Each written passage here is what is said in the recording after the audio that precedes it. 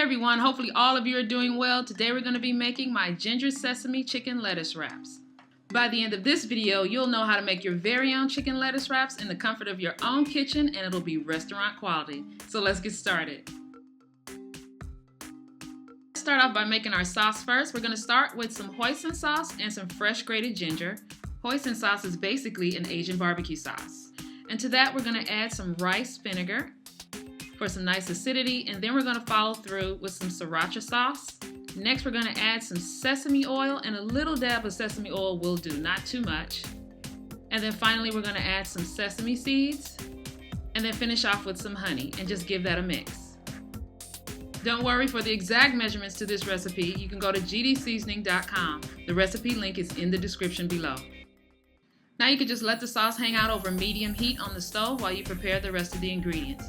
I've used this glaze in the past on a previous recipe for some glazed wings that are baked that I have up right now for a Super Bowl recipe. So I decided to use this sauce, this ginger sesame sauce, to jazz up some ground chicken for some lettuce wraps. And we're not going to use all of it, but we will be using some of it. So I have one 8-ounce can of whole water chestnuts that I have drained and rinsed, and I'm just going to give those a rough chop. If you can get them already chopped, great, use those. I've also prepared my diced onions and a couple of cloves of minced garlic. And I have some ground chicken breast that I had to grind up in my Vitamix, don't ask. And 2 or 3 tablespoons of vegetable oil. I'm going to saute and cook off the onions, garlic, and the ground chicken. Now as far as seasoning, I decided to go with some Chinese 5-spice because that is a combination of nice warm spices such as cumin, cloves, and coriander. I'm just going to add a little bit of that to the meat along with some of my Grand Diamond all-purpose seasoning. Now, as far as salt and any additional seasoning, you can hold off because of the fact that the hoisin sauce and the rice vinegar has a nice sodium content already. So you won't need to add any more salt, especially if you're watching your salt and sugar intake for any program that you're on right now. So to the ground chicken, we're going to add 2 to 3 tablespoons of the sesame ginger sauce, and we're just going to stir that around. Now, if you're on a program where you're watching all of your nutrition facts, that's where you're going to stop. But if you're not, you can add a little bit more. So if you want your meat to be a little bit more juicy, you don't have to add more sauce. Add a couple of tablespoons of low sodium chicken broth and stir that around. That'll give your meat some juiciness to it. Just like that.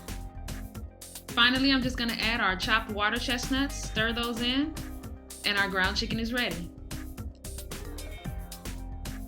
Now I'm just going to quickly prepare and wash my lettuce. I have some butter lettuce here, and don't panic when you open up the package and you see the root still attached. A lot of butter lettuce is sold this way, so you just take the head of lettuce out of the container, and then you can either tear off the root with your hand, or you can just slightly chop it off with a knife right there at the base, and just remove that and discard it. And then you're going to move the lettuce, the knife, and the cutting board over to the sink for a good wash. Once you're done washing the lettuce, make sure you use paper towels to absorb any of the excess water because you want your leaves nice and dry, and be sure and leave the leaves whole.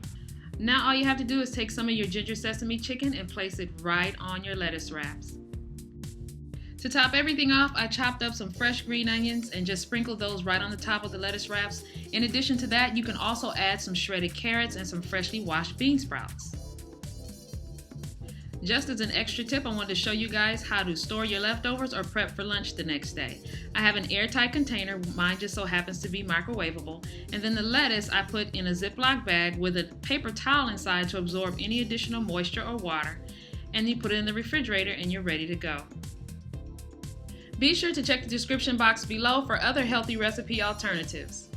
Thank you guys so much for watching. You know I appreciate it when you come and hang out and cook with me. Don't forget this recipe along with others can be found at gdseasoning.com, and I'll see you next time.